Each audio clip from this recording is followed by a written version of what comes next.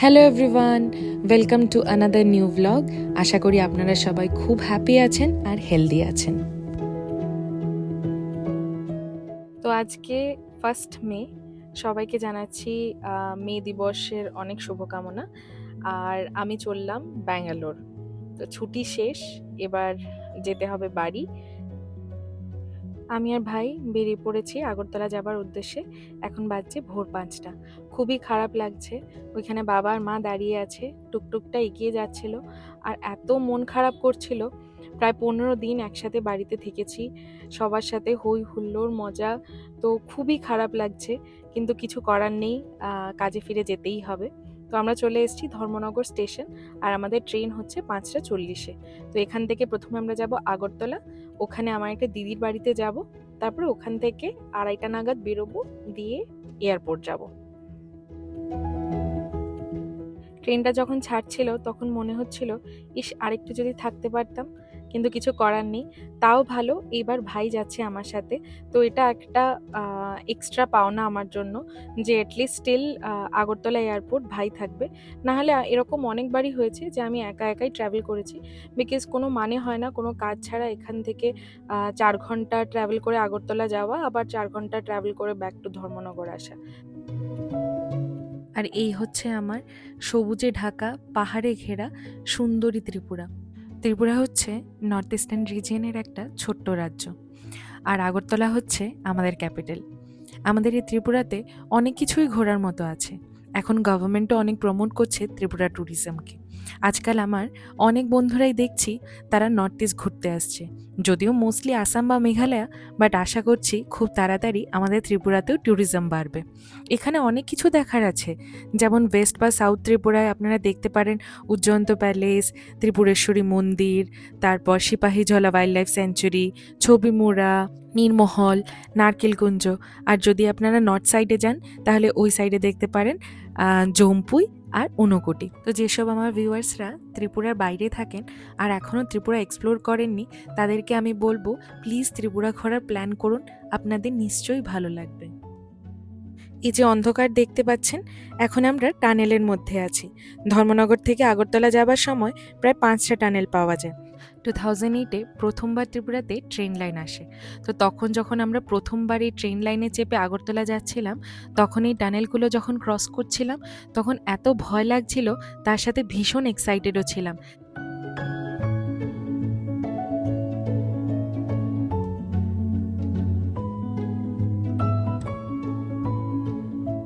ট্রেনে করে যখন এইভাবে প্রতিবার বাড়ি থেকে ফিরি, তখন মনে হয় আবার জানি কবে ফিরবো। কোভিডের কারণে কিছু বছর বাড়িতে থেকে কাজ করতে পারাটা যেন একটা অনেকটা বড় পাওয়া ছিল আমাদের কাছে। কারণ তার আগে কখনো ভাবতে পারতাম না যে ওয়ার্ক ফ্রম হোম বলেও একটা জিনিস হতে পারে।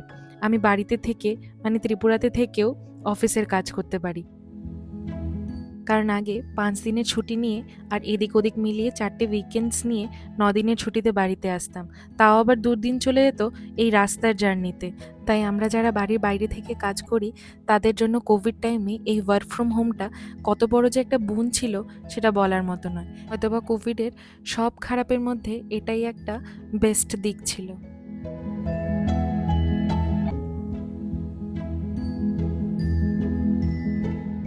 সত্যি কথা বলতে, প্রথমবার যখন এই রাস্তায় মা বাবাকে ছেড়ে 2011 সালে পড়াশুনো করার জন্য কলকাতা গেছিলাম, তখন একটা কথাই বারবার মনে হচ্ছিল, একা একা সব কিছু করে নিতে পারবো তো?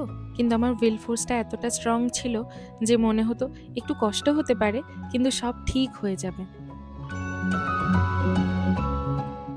তো কথা বলতে বলতে আমরা অলমোস্ট আগরতলা পৌঁছে গেছি। এটা আগরতলা ঢোকার ঠিক আগে একটা ছোট্ট করে চা বাগান। কি সুন্দর না জায়গাটা। 10টা নাগাদ আগরতলা পৌঁছে গেছিলাম, আর আমার ফ্লাইট হচ্ছে 4:30টায়। তো এতক্ষণ আমার একটা দিদির বাড়িতে গিয়ে উঠেছিলাম। ওখানে গিয়ে দারুণ সব খাবার খেলাম। সকালে বানিয়েছিল আমার ভীষণ ফেভারিট রাধাবল্লভী আর ছোলার তরকারি। সব কিছু খেয়ে দুপুরে লাঞ্চ করে আমি আর ভাই চলে গেছিলাম এয়ারপোর্টে।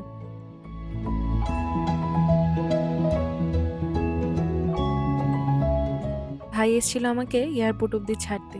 ওকে ছেড়ে যেতে এত কষ্ট হচ্ছিল। এই 15 দিন ভাই আর আমি এত মজা করেছি, মানে পুরো সেই ছোটবেলার কথা আবার যেন মনে হচ্ছিল। তো যাই হোক, কিছু করার নেই, আমাকে তো আবার ফিরে যেতেই হবে। তো লাস্ট এখানে সেলফি তুলে চলে গেলাম ফ্লাইটে ওঠার উদ্দেশ্যে। ভেতরে ঢুকেও দেখছিলাম ওকে দেখা যায় কিনা। ওই দেখুন দূরে দাঁড়িয়ে আছে, ওয়েট করছে কখন আমার সিকিউরিটি চেক ইন হবে, তারপরে ও যাবে। তো আমার সব কিছু এয়ারপোর্টে কাজ, সিকিউরিটি চেক ইন সব কিছু শেষ হয়ে গেছে। এখন চলে যাচ্ছি ফ্লাইট বোর্ড করতে। আর 2.5 ঘন্টার জার্নি, তারপরে পৌঁছে যাব ব্যাঙ্গালোর।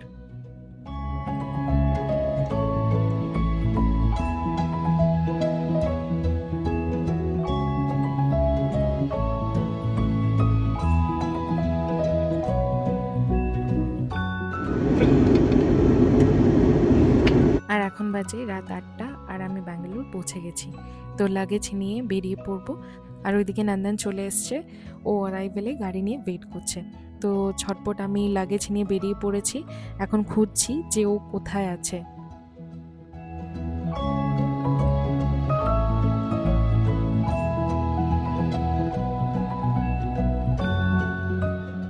যারা আগেও ব্যাঙ্গালোর এয়ারপোর্টে এসছেন তারা তো নিশ্চয়ই জানেন, যারা আসেননি তাদের জন্য বলছি যদি কারোর হেল্প হয়। তো আপনারা যখন ব্যাঙ্গালোর এয়ারপোর্টে আসবেন, ঠিক ডিপার্চার লাউঞ্জের উল্টো দিকেই এখানে বিএমটিসির বাস স্ট্যান্ড আছে। যারা যেখানেই যাবেন এখান থেকে বিএমটিসি বাস নিয়ে যেতে পারেন। খরচাটা অনেকটাই কম পড়বে যদি কেউ একজন বা দুজন থাকেন, কারণ ব্যাঙ্গালোর এয়ারপোর্টটা অনেকটাই দূরে। তো আপনারা ব্যাঙ্গালোর শহরে যেখানেই যাবেন মিনিমাম ধরে রাখুন 1000 টাকা লাগবে। তো ওই হিসেবে আপনারা প্ল্যান করতে পারেন। আর কেউ যদি ওলা উবের করেন তাহলে সেটাও ঠিক বাস স্ট্যান্ডের পেছন থেকেই পাওয়া যায়। তো আমি চলে এসেছি আমার গাড়ির সামনে। আর 15 দিন পর নন্দনের সাথে দেখা হয়েছে, খুবই ভালো লাগছিল।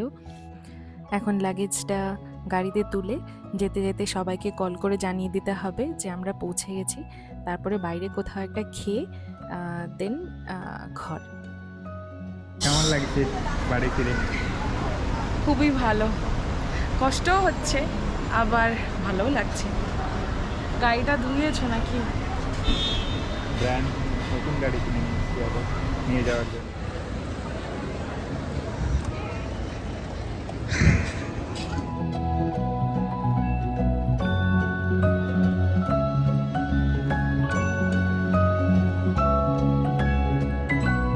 এনেছো তুমি? সারপ্রাইজ। কি এটা? দেখো, কিছু একটা শরবত মনে হচ্ছে।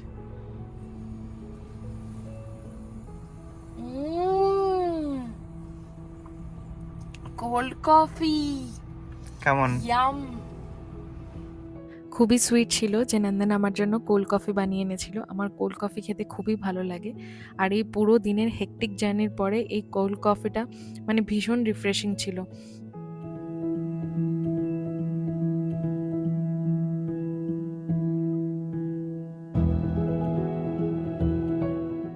তো এখানে খাওয়া দাওয়া করে তারপর চলে যাবো বাড়ি। আর আশা করি আজকের এই ধর্মনগর থেকে ব্যাঙ্গালোরে আসার ব্লগটা আপনাদের খুব ভালো লেগেছে। যদি ভালো লাগে তাহলে সবাই একটা লাইক করে দেবেন। সবাই ভালো থাকবেন, সুস্থ থাকবেন। নমস্কার।